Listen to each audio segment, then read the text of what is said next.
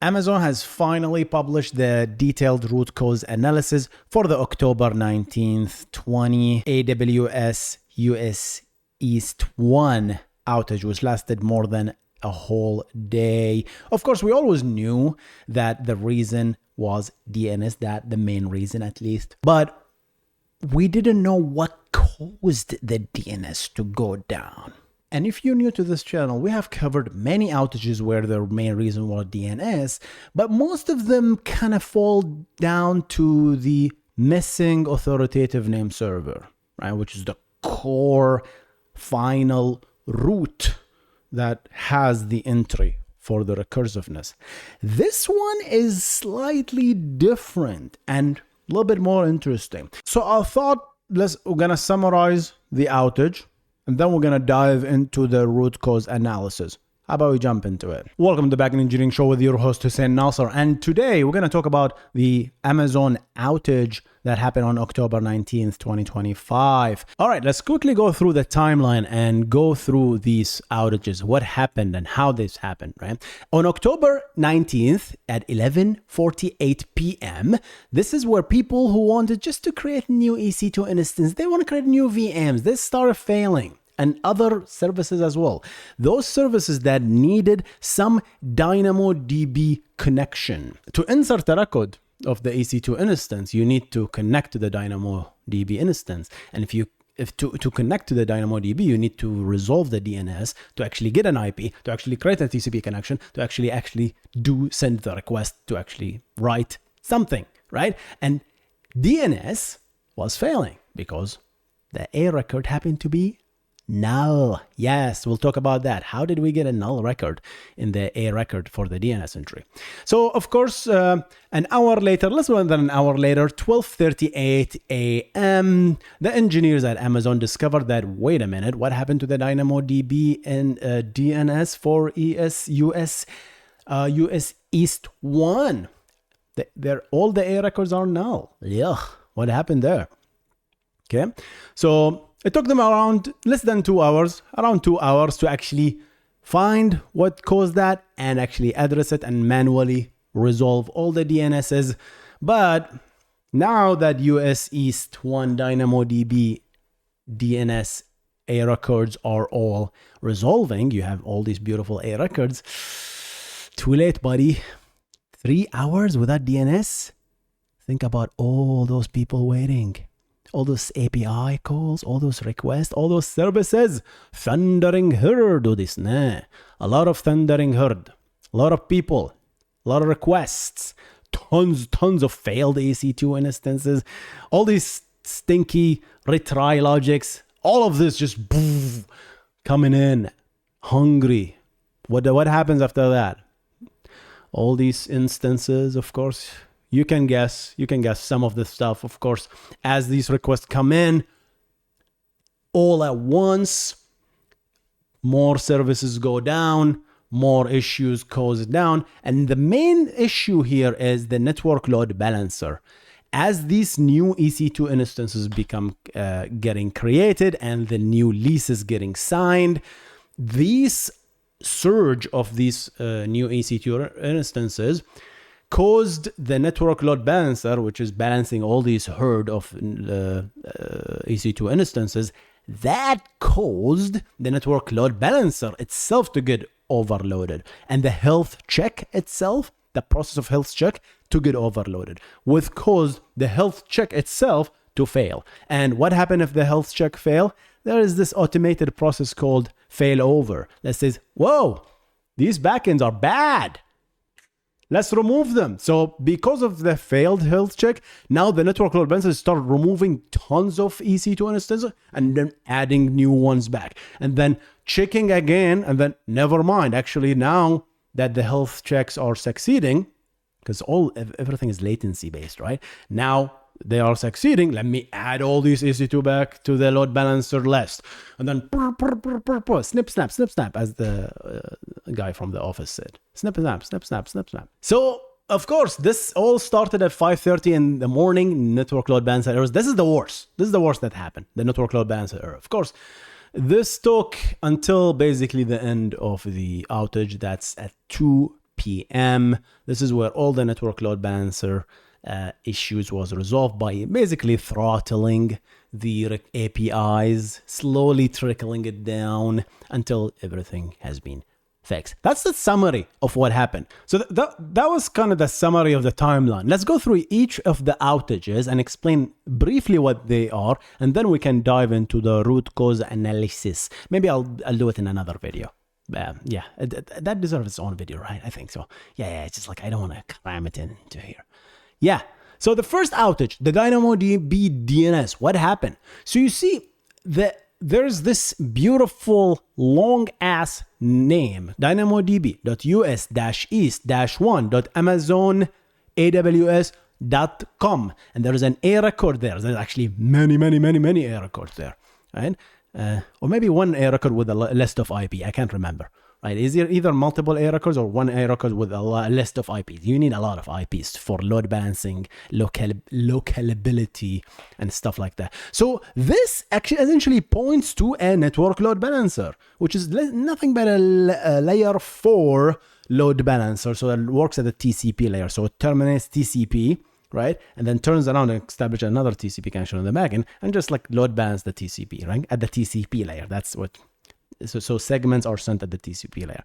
That's why it's called network load balancer. Unless Amazon have a different kind of network load balancer, right?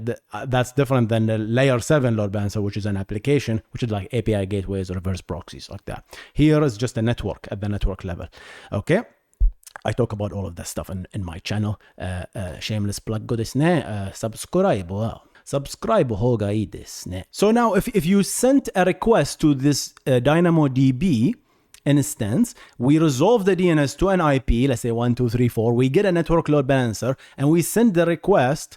Actually, we connect to the network load balancer, which turns around and picks up a free EC2 instance that actually does the load balancing for us, right? So that's that EC2 instance is probably running a DynamoDB instance. I don't know if they are using EC2. Probably yes, they're using EC2 for DynamoDB. Yeah, they have to. Like use your own stuff essentially, right? So if you're connecting to that, you're essentially getting load balance to one of those DynamoDB instances on EC2, right? So that's the gist of it. See, there is this DNS planner that comes in and scans and walks all these entries and says, wait a minute, this network load balancer is overloaded. Let's create a new plan. This plan is just nothing but a list of IP addresses of the network load balancers, which is tons of them. And these are the healthy ones. These are the overloaded ones. And they're a bunch of weights. I don't know much about details. They don't post all this details, but I'm guessing that this is weight. This is priority. This is not priority. This is highly overloaded. So it comes up with a new plan every few hours, right? And then there is a DNS. So this is the planner. There's the DNS enactor, right? So the enactor comes in and picks up a plan and goes through all of these DNS entries and start updating them. Okay, let's update this new plan. So this plan ID essentially is the ID of the plan gives you the freshness of the plan. The newer the ID, the better essentially, right? So the DNS enactor picks up a plan and start applying the IP addresses of that plan to all of these DNS. So this DNS enactor just applies the plan, but there's a condition. Only if the plan I'm overwriting is older than me. If my plan is newer, then I'm going to override the old plan. If the plan I'm about to write is newer, then I skip. I go and move on because someone else probably got to this record with a newer plan and they updated it. That's their logic. But guess what happened here? This is a classic database problem, guys. So this is what happened. See? One DNS enactor picked up plan 101 and started moving through one of these DNS entries, right? And started trying to update one of them, right? And it reached this US East DynamoDB Amazon AWS.com, and I found that the plan is old. It's 100, and I am 101. So it read the value and discovered that 100 and 101, but it just read it. It just did the check, but then it went on and then it got hang. It got stuck. doing something. And that's exactly what they said. It's just got other thing happen and then got delayed for unknown reasons. Meanwhile, another new DNS enactor picked up a new plan, 102, and then walked and said, read values, including the AWS USA was one for DynamoDB, and found that it's 100, read it, oh, I'm going to write 102. And then poof, everything was 102 now. The old guy, the DNS enactor, remember, it read the 100 and then got frozen. And then everything got updated with 102. That DNS enactor, the old one, woke up and then found, wait a minute, what happened? Oh, I'm about to write my plan. Remember, he already did the check. They already did the check. 100 is older than 101. Remember, read the old value. I teach this stuff every time in my courses. Like, this is a classic locking problem, right? Like, even if you build like a booking system, this is a classic problem. Don't do double booking, right? So what happened is the old DNS server enactor just wrote the 101. Yikes. So far, nothing's wrong. It's like, hey, just hold it. I have a stale plan. So what? This is where it goes to shit. What happened is the new planner, the new enactor, which wrote 102, there's a logic at the end. It's like, you know what? Let's just delete all stale plans. That means anything less than 102. Haha, I see some of you say, what? Yes. So the cleaner kicks in and says, okay, let's all delete anything less than 102. Because I made sure.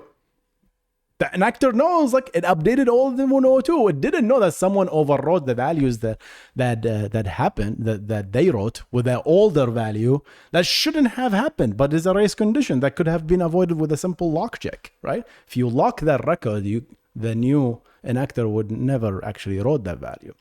But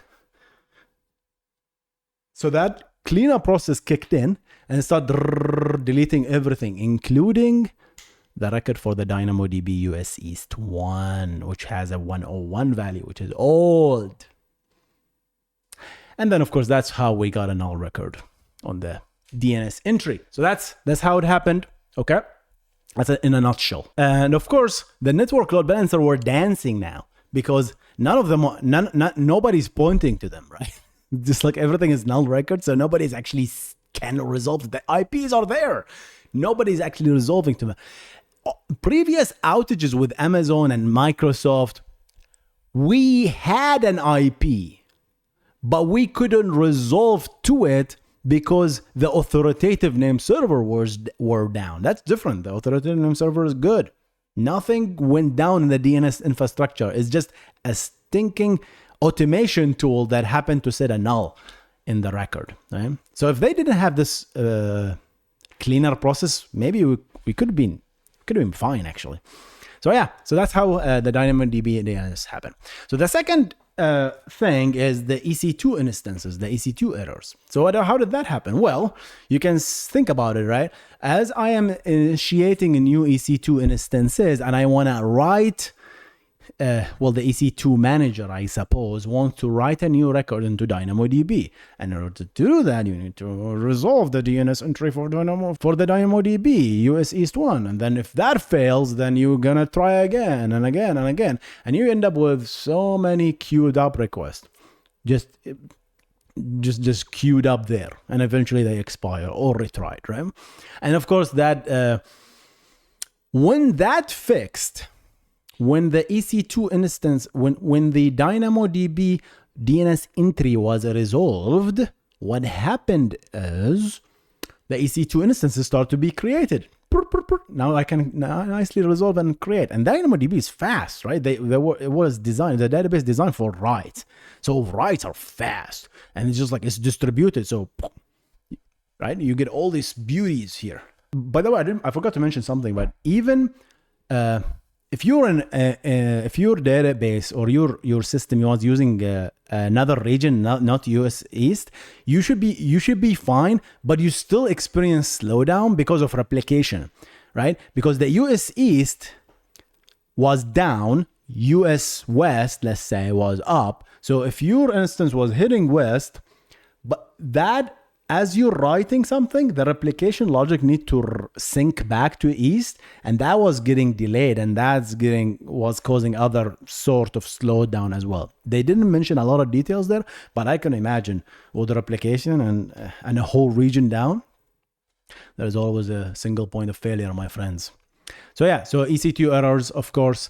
And another thing with EC2, once the DNS were back, once the DNS entries was resolved, the EC2 instances now are back. You can create them, but with all the fleet of EC2 instances, you need to assign IPs to those guys, and you need to update the network load balancer configuration with this new EC2 instance IPs, right? That network manager, that's a responsible for network manager, and that instance got overloaded, which led to the third major failure, network load balancer errors, my friends, right?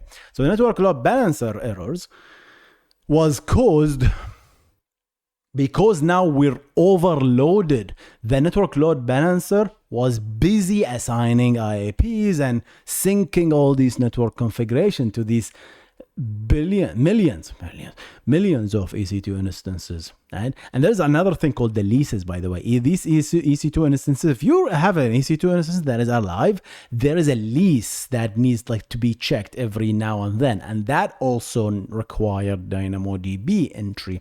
That also slowed down things, of course, right? What happened eventually is the network load balancer started to fail, because now that we can point to a network load balancer with DynamoDB, the problem is DynamoDB queries became slow because the network load balancers are overloaded. They're heated up because they are busy doing other stuff. They're busy assigning configurations. They're busy doing health check. And these health checks were failing. Why? Because I'm checking an EC2 instance that doesn't have a network yet. So technically, I cannot reach it. But yeah, it has an IP, but it's all figurative IP. It's just a logical IP. The actual backend software as a network stuff wasn't linked yet. So I'm pinging IP, it doesn't respond. So the health check fails, and of course the health check system gets overloaded by the enormous job that it needs to do with all these new EC2 instances, which of course cause failures. And when the health check fails, what happens? The network load balancer removes all of these bad, unhealthy networks. By the way, I think Envoy has a mechanism to disable that. It's called panic mode. It's you can disable panic mode or enable panic mode. I forgot. So Envoy is pretty cool with this feature that says, hey, just ignore. Even if the health check fails, don't freak out. Keep the bad instances. Maybe they'll come back to life. Okay? So you don't want to remove it from your fleet yet as a network load balancer. Keep it there. Keep it there, my friends. It's okay. It's okay. Just wait. What's the rush? Most problems are solved by just leaving it alone. You guys know, if you're over your 40s, you probably know this, guys. You can just leave problems alone. The kids will just figure it out by themselves, and then they will everything will get solved. Just leave it alone, and sometimes it gets solved, sometimes it doesn't, and that's when you interfere. But of course, and I and I can't happen by. They didn't mention this, but my guess, as this network load balancer get overloaded, my guess is the DNS planner gets freaked out because all of these load balancers are overloaded. Now what will happen is like the network load balancer will create more new plans, and the DNS enactors will update the IP addresses for new load balancers, which also are overloaded. So you'll just see a fleet of updates of new plans as well. And I believe also maybe that will also cause other problems. Of course, they solved all of these problems. So they solved all of these problems mainly by throttling, and it took a day. Almost a day and 2 hours. Yeah, kudos to the Amazon engineers for getting, because this is like, you don't want to be in this situation, and anyone can get, you can get into this situation, right? Like this can happen to anybody, right? Especially if you have tooling and automation, this can happen to anybody. So kudos for the Amazon engineers, and if you're affected by the outages, yeah, it's really sucks. Like I can imagine this cost a lot of money, cost a lot of time and money. And can you avoid this? You can all sit down and essentially speculate what could have been better. Amazon is just massive, and the tools and the APIs. And this is massive outage. Like, think about all these API requests that comes in. How do you architect a system that doesn't fail? After 20 years in my life, professional career, I don't think you can prevent outages. What you can do is be ready when they happen. To me, that's how I think about it now. I never try to like make as much load balancing, because there's always, like, as you see, there's always a single point of failure somewhere that you don't know about, right? And you're gonna get humbled real quickly. So getting ready, having all the tool visibilities, and of course, shameless plug, I have an entire course discussing how to troubleshoot backend systems. Check it out if you're interested, right? Go to courses.husseinnasser.com. I'm going to see you on the next one, and maybe we'll kind of cover, I'm going to read the full report. I kind of covered the entire thing in this chapter, but in this video, but doesn't hurt to go through and read through the details, because it's just interesting to go through all of this and learn about all of this stuff, right? So the entire thing happened because of a race condition. The race condition could have been prevented with a lock, in my opinion. I think you could have locked that record so that the new enactor would have failed to update with a new plan, and you will be left with a stale plan. And the problem is you have to also add a entry that says, hey, don't clear that old plan because someone else is using it. So you should be able to have mixed match plans. That you have to relax that, of course, to have mixed match plans. Of course, I have no idea if that's possible in Amazon or not, because like this depends how you write the software at the end of the day. But yeah, we don't know the system, but from the outside, it's an interesting outage. One of the most interesting outages. Most outages we've seen are boring. Like the authoritative system went down because of configuration error.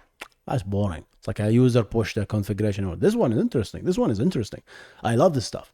This one is like a legit software engineering problem that we have today. And this will you really need to understand database systems to solve or prevent this.